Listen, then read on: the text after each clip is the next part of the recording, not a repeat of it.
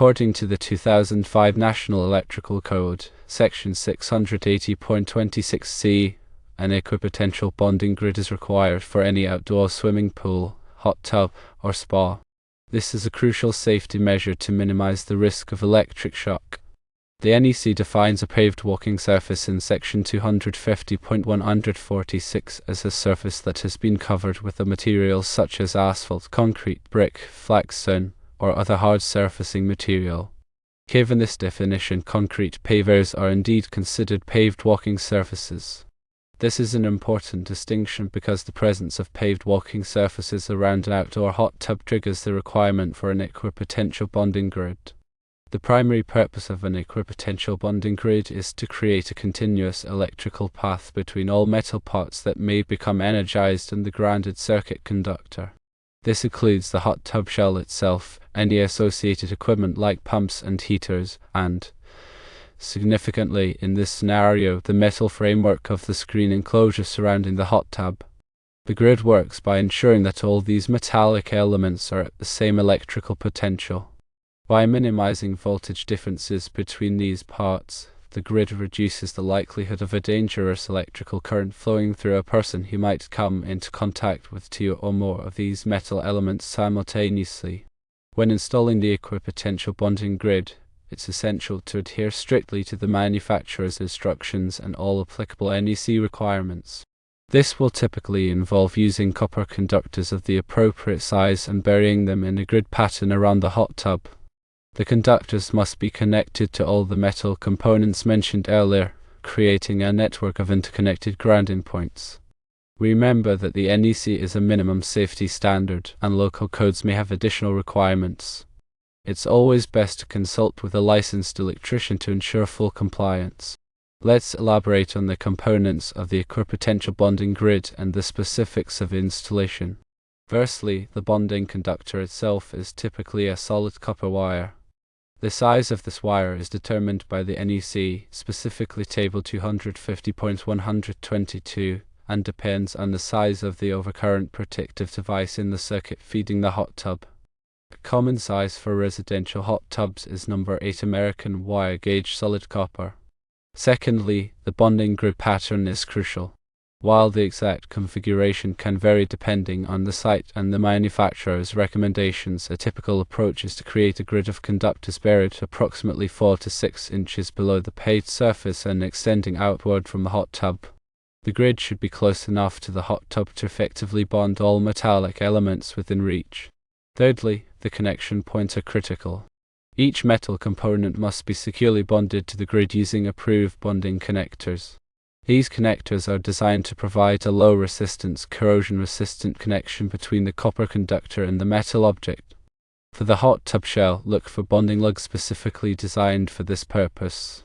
For the metal frame of the screen enclosure, ensure that the connection is made to a structural member that provides good electrical continuity throughout the frame. Fourthly, the grounding electrode conductor connects the equipotential bonding grid to the main electrical grounding system of the house. This conductor runs from a convenient point in the grid, typically near the hot tub equipment, back to the grounding busbar in the main electrical panel. The size of this conductor is also determined by the NEC and is typically the same size as the bonding conductor. Fifthly, inspection and testing are essential. Once the grid is installed, it's crucial to inspect all connections to ensure they are tight and secure. A qualified electrician should then perform an electrical continuity test to verify that all bonded components are effectively connected to the grid and that the grid has a low resistance path to ground. Now, let's discuss the potential challenges and best practices for installing an equipotential bonding grid around a hot tub situated on pavers. Firstly, excavation beneath pavers can be tricky. The pavers need to be carefully removed without damaging them or the underlying base material.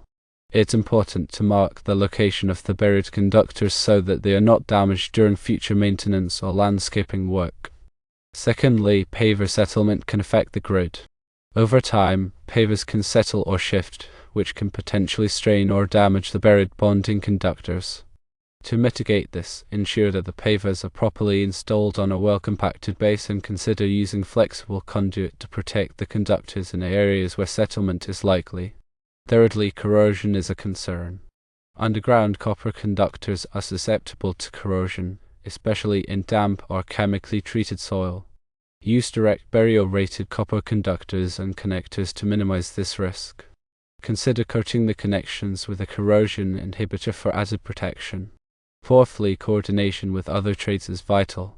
Installing an equipotential bonding grid often involves coordinating with other trades, such as the paver installer and the screen enclosure contractor. Clear communication and collaboration are essential to ensure that the grid is properly installed and integrated with the other elements of the project. The grounding system works to protect against electrical shock hazards.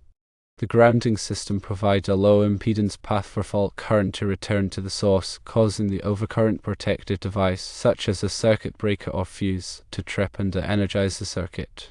This prevents a dangerous voltage from appearing on metal parts that could be touched. The bonding system ensures that all metal parts are at the same electrical potential. This minimizes the voltage difference between these parts, reducing the likelihood of electric shock if someone comes into contact with two or more metal parts simultaneously. Now let's talk about maintenance and inspection of the equipotential bonding grid. Firstly, periodic visual inspections are important. At least once a year, visually inspect the accessible portions of the bonding grid, such as the connections at the hot tub equipment and the screen enclosure. Look for signs of corrosion, damage, or loose connections. Secondly, electrical testing should be done periodically. Every few years, have a qualified electrician perform an electrical continuity test to verify that the grid is still functioning properly and that all bonded components are effectively connected. Thirdly, address any issues promptly. If you find any problems with the bonding grid, such as loose connections or corroded conductors, address them promptly. Replace any damaged components and retighten all connections. Fourthly, keep records of inspections and testing. Maintain a record of all inspections and electrical testing performed on the bonding grid. This will help you track the performance of the grid over time and identify any potential issues early on. Finally, let's consider some common misconceptions about equipotential bonding. Firstly, it's not the same as equipment grounding. Equipment grounding conductors are designed to carry fault current back to the source to trip a circuit breaker. Equipotential bonding is designed to minimize voltage differences between metal parts to prevent electric shock. Secondly, it's not optional for outdoor hot tubs. The NEC requires equipotential bonding for all outdoor hot tubs, regardless of whether they are permanently installed or portable. Thirdly, it's not a substitute for ground fault circuit interrupter protection. Ground fault circuit interrupters are designed to detect small leakage currents and to energize the circuit before a person can be injured. Equipotential bonding provides an additional layer of protection by minimizing voltage differences. Fourthly, it's not a DIY project.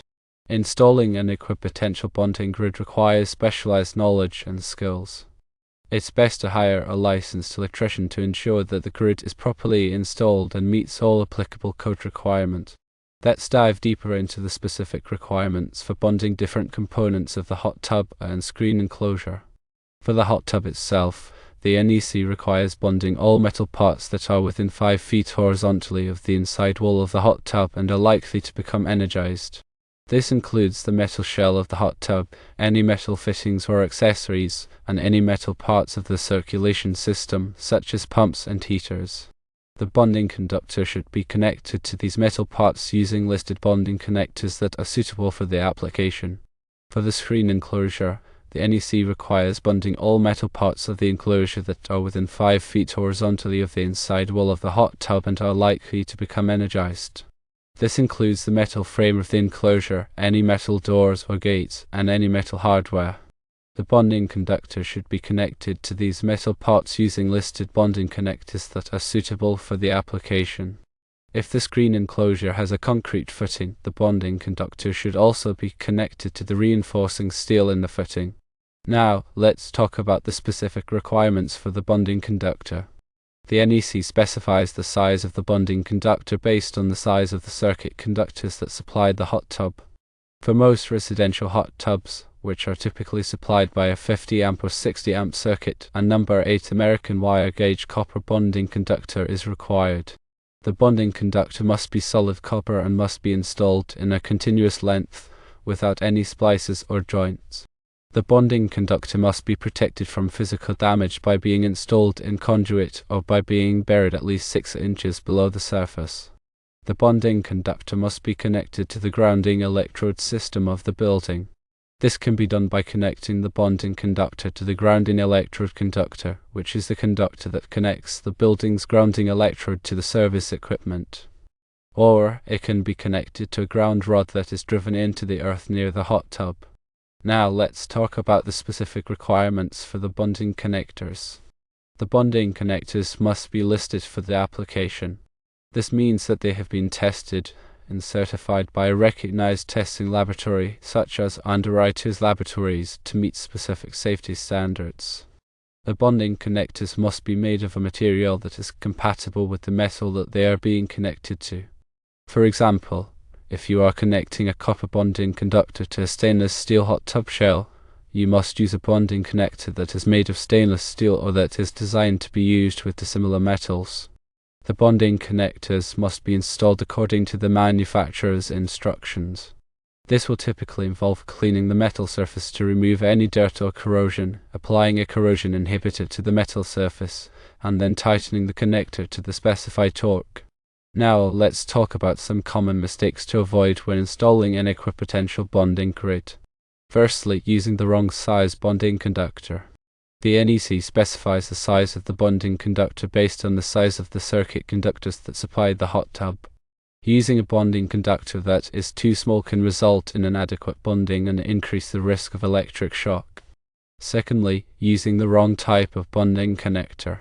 The bonding connectors must be listed for the application and must be made of a material that is compatible with the metal that they are being connected to. Using the wrong type of bonding connector can result in a poor connection and increase the risk of corrosion. Thirdly, failing to protect the bonding conductor from physical damage. The bonding conductor must be protected from physical damage by being installed in conduit or by being buried at least 6 inches below the surface. Failing to protect the bonding conductor can result in damage to the conductor and increase the risk of electric shock. Fourthly, failing to connect the bonding conductor to the grounding electrode system. The bonding conductor must be connected to the grounding electrode system of the building. Failing to connect the bonding conductor to the grounding electrode system can result in inadequate grounding and increase the risk of electric shock. Fifthly, failing to inspect and test the bonding grid. After the bonding grid has been installed, it is important to inspect and test it to ensure that it is functioning properly.